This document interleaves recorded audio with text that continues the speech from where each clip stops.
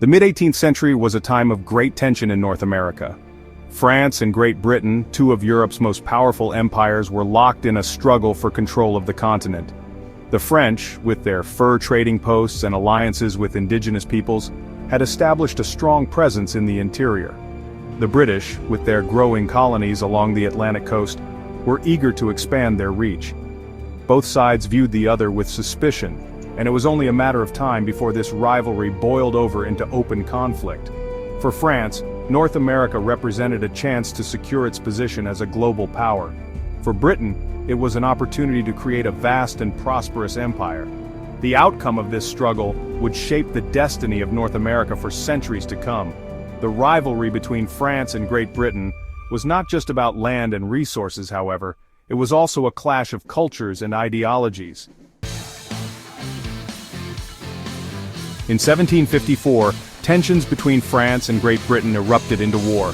The conflict, known as the 7 Years' War, began in the Ohio Valley, where both sides claimed ownership. The first shots were fired at Fort Duquesne, a French outpost in what is now Pennsylvania. The early years of the war saw a series of French victories aided by their indigenous allies. British troops struggled to adapt to the dense forests of North America. However, the tide began to turn in 1758, when British Prime Minister William Pitt the Elder poured resources into the war effort. Pitt appointed James Wolfe, a brilliant young officer, to command the British forces in North America. Under Wolfe's leadership, the British won a series of victories, including the capture of the strategic fortress of Louisbourg in 1758. The capture of Louisbourg was a major turning point in the war. The year 1759 proved to be decisive. With Louisbourg under British control, attention turned to Quebec City, the capital of New France. Quebec City, perched atop a steep cliff overlooking the St. Lawrence River, was heavily fortified. The city was commanded by the Marquis de Montcalm, a skilled French general.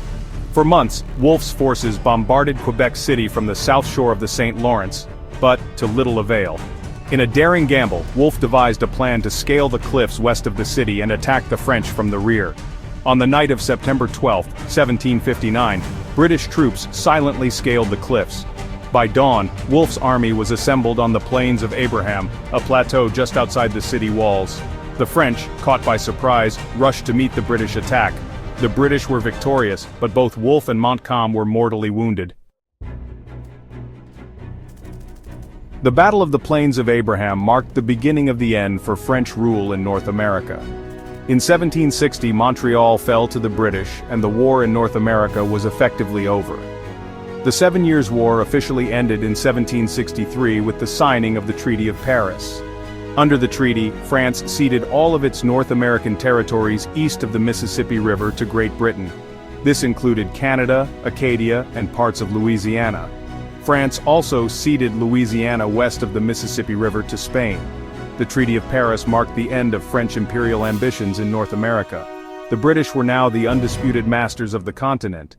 For the British colonists, it meant access to vast new territories and opportunities for westward expansion. For the indigenous peoples, the British victory was a disaster. The British victory in the 7 Years' War presented the victors with a challenge: how to govern the newly acquired territory of Quebec.